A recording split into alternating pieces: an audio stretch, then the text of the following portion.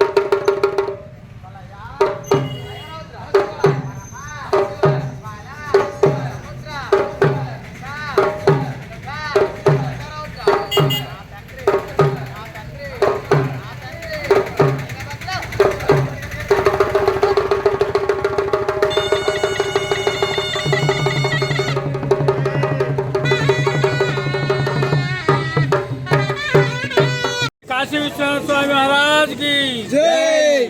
प्रति संवत्सరం లాగే ఈ సంవత్సరం కూడా వైశాఖ శుద్ధ ఏకాదశి ద్వాదశి సందర్భంగా శ్రీ కాశీ విశ్వనాథ స్వామి రథోత్సవము, స్వామివారి కళ్యాణం, తర్వాత రథోత్సవం జరుగుతుంది. నిన్న రాత్రి బండ్ల బోనాలు మరియు అగ్నిగుండాలు జరిగింది. ఈరోజు విశేషమైన పూజలు ఉంటాయి కాబట్టి ప్రతి ఒక్కరు కాశీ స్వామిని దర్శించుకొని వారి కృపకు పాత్రలు కావాలని కోరుతున్నాము.